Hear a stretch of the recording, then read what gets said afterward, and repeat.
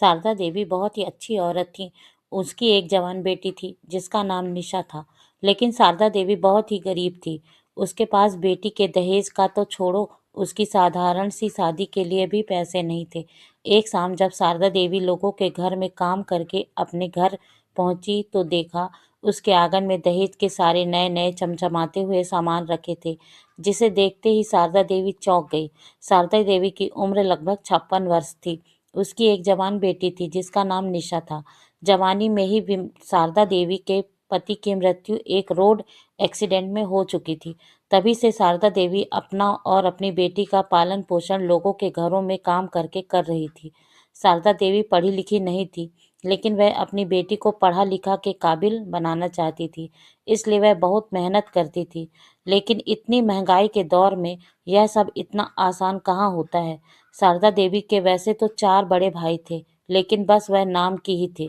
जब तक शारदा देवी के पति जिंदा थे, उनके भाइयों का आवभगत किया करते थे। तब तक वह लोग भी आकर हालचाल पूछते थे। शारदा देवी के पति भी साधारण सा लकड़ी का काम किया करते थे और उनके पास ज़्यादा पैसा तो नहीं था, लेकिन दिल बहुत बड़ा था और वह अपनी पत्नी के बड़े भाइयों का बहुत इज्जत करते थे। लेकिन जैसे ही शारदा देवी के पति की मृत्यु हुई, शारदा देवी के भाइयों ने धीरे धीरे करके उनसे मतलब रखना छोड़ दिया। अब तो वह लोग भी कभी हाल चाल तक पूछने नहीं आते, इस डर से कि कहीं उसकी गरीब बहन उन लोगों से कोई मदद ना मांग ले। लेकिन शारदा देवी बहुत ही सम्मानित औरत थी। कम पैसे होने के बावजूद भी उसने कभी अपने भाइयों के आगे हाथ नहीं फैलाया। शारदा देवी दिल की बहुत ही भली औरत थी। उससे जो भी बन पड़ता, जितना भी वह कर सकती थी अपने शरीर से वो सही, और वो दूसरों की मदद कर दिया करती थी। जब उसके पति जिंदा थे और उनकी बेटी भी छोटी थी, तब उसके घर के पास रोज एक सब्जी वाला जाया करता था। वह आवाज लगाते हुए जाता था। शारदा देवी के पास जब पैसे होते तो वह थोड़ा ताजी सब्जी उस ठेले वाले भैया से ले लेती थी। और शारदा देवी की एक आदत थी कि वो जिससे भी सामान लेती या किसी प्यासे को देखती तो उससे ठंडा ठंडा मटके का पानी पिलाती, जिसे पानी पीने के बाद लोगों के मन से एक ठंडी आह निकलती, जिससे शारदा देवी का मन भी हल तृप्त हो जाता था। वह रोज एक मटका अलग से साफ करके भर लेती थी ताकि कभी ठंडे पानी की कमी ना हो सके। आसपास के सभी लोग भी यह जान चुके थे कि शारदा देवी एक बहुत ही अच्छी महिला है। उस सब्जी वाले भैया को आते काफी समय हो चुका था और उसे शारदा देवी के मटके का पानी पीने की आदत भी हो गई थी। वो रोज उसके घर में आकर बैठकर 2 गिलास ठंडा मटके का पानी पीता, उसके बाद ही वहां से कहीं और ठेला लेकर निकलता था। अब तो शारदा देवी उसे कभी कभी घर पर बनाया हुआ भोजन भी खिला दिया करती थी, और जब उसे भूख लगी होती थी तब वह खा भी लिया करता था। वो शारदा देवी को अपनी बहन मान चुका था। उसकी कोई सगी बहन नहीं थी, इसलिए वो सकचाते हुए रक्षाबंधन के दिन एक राखी भी खरीद कर ले आया और शारदा देवी से बोला, बहन, क्या आप मुझे यह राखी बांध सकती हैं? यह देखकर शारदा देवी का मन रुआसा सा हो गया। वो झट से राखी लेकर उस सब्जी वाले भैया के हथेली में बांध दी और घर पर बनी पुआ से उसका मुंह भी मीठा कराया। सब्जी वाले के पास ज्यादा पैसे तो नहीं थे, क्योंकि वह अभी ठेला लेकर ही सुबह सुबह अपने घर से निकला ही था। फिर भी उसने शारदा देवी के हाथ में शगुन के 51 रुपए पकड़ाए और ढेर सारी हरी हरी सब्जियां जबरदस्ती शारदा देवी के घर पर ही रख गया। यह देखकर शारदा देवी बहुत ही भावुक हुई।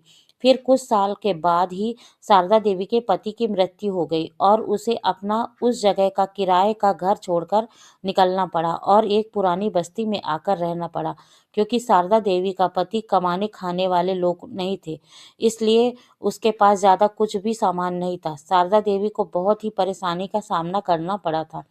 कभी उसके पास राशन के लिए पैसे नहीं होते तो कभी सब्जी के लिए।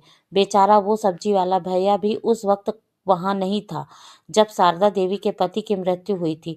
वो उस समय अपने गांव अपनी माँ के पास गया हुआ था, क्योंकि सब्जी वाले भैया अपनी मुंह बोली बहन को बिना कुछ बोले कभी कभी जबरदस्ती सब्जी की एक थैली रखकर चले जाता था। जब वो 20 दिनों के बाद वापस गांव से लौटा और अपनी मुंह बोली बहन से मिलने उसके घर गांव से कुछ फल सब्जी और कुछ सामान लेकर मिलने पहुंचा, तो उनको यह सब खबर मिली, जिससे उनको भी बहुत कुछ आघात हुआ।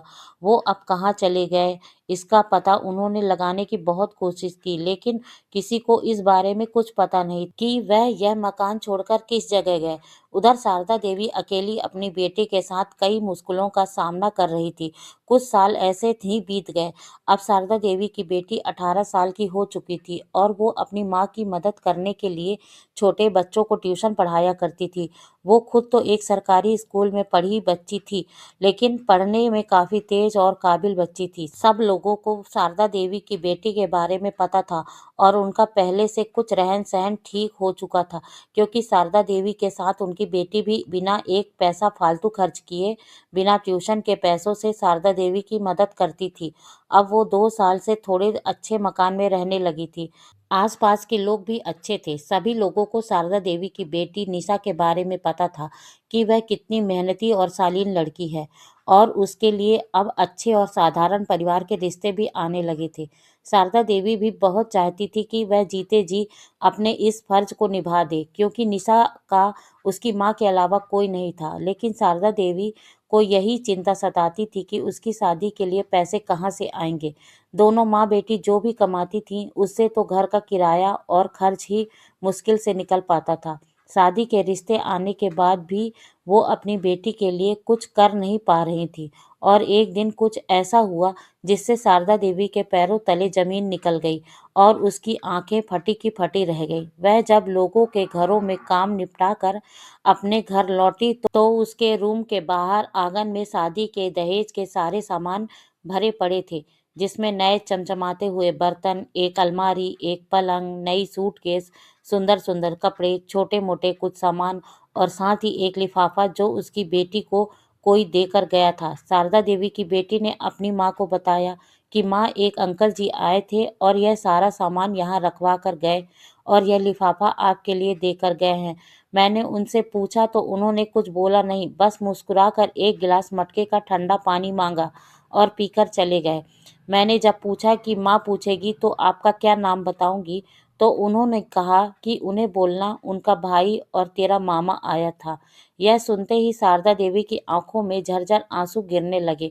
एक गिलास मटके के पानी और एक राखी ने इतना बड़ा फर्ज निभा दिया। उसने तो कभी सोचा भी नहीं था, सगा भाई होते हुए भी कभी उन्होंने हालचाल तक नहीं पूछा, और आज इस भाई ने बिना कुछ बोले सगे से बढ़कर फर्ज निभा दिया।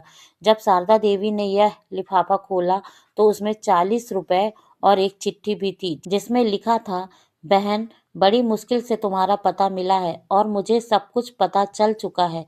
तुम्हें मेरी भांजी के लिए अब चिंता करने की कोई ज़रूरत नहीं है। उसका मामा अभी भी जिंदा है। बस तुम उसकी शादी की तैयारी शुरू करो।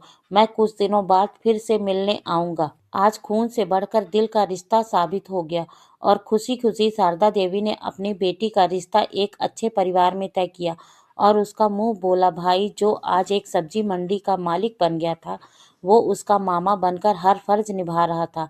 आज शारदा देवी का दिल बहुत खुश था। इससे यह साबित हुआ कि निस्वार्थ से ही की गई छोटी सी सेवा भी कभी निष्फल नहीं जाती। तो दोस्तों, अगर आपको हमारी आज की यह कहानी अच्छी लगी हो तो कृपया आप हमारे चैनल को लाइक, शेयर और सब्सक्राइब ज़रूर करें।